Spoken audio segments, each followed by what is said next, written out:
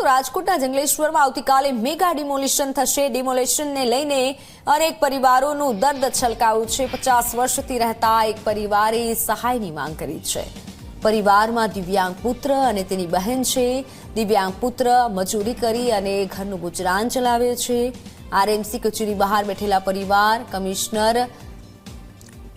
ન મળ્યો કમિશનરને, ત્યારે કલેક્ટરે પણ મળવાની મંજૂરી ન આપી। દિવ્યાંગ પરિવારે વૈકલ્પિક આવાસની માંગ કરી છે અને આ પરિવાર છે કે ઘરનું ગુજરાન ચલાવવું પણ મુશ્કેલ છે અને એ સમયે ઘર પણ હવે જતું રહ્યું છે, ત્યારે પરિવારનું દર્દ હવે છલકાવું છે। હાજી 50 વર્ષથી અમે અહીંયા રહી છીએ। મારો જન્મ જ આ મકાનમાં છે। મારા વર્ષ 43 વર્ષ ઉંમર છે મારી। હું મજૂરી કામ કરું છું।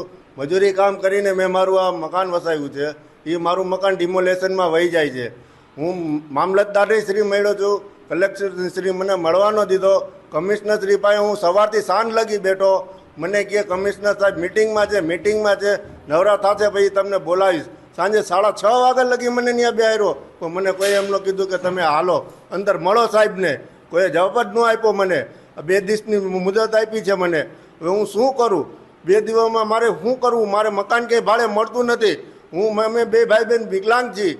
હવે મારે શું કરવું? તંત્ર કોઈ જવાબ નથી દેતું, નથી મને કોઈ આવાસ યોજનાનો ક્વોટર દેતા। હવે મારે ક્યાં જવું?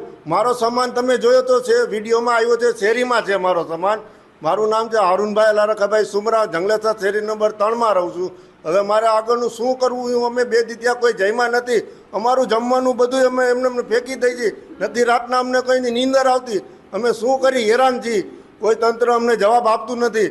અમે ભાઈ બહેન આવા વિકલાંગ છીએ તોય અમને કોઈ સહાય નથી દેતું। નથી કોઈ આવાસ યોજનાનું ક્વોટર દેતા। અમને ધક્કા ખવડાવે છે, તમે વहाँ જાઓ બધા કહે છે, પણ અમને કોઈ જવાબ નથી દેતું। અમારે જવું ક્યાં?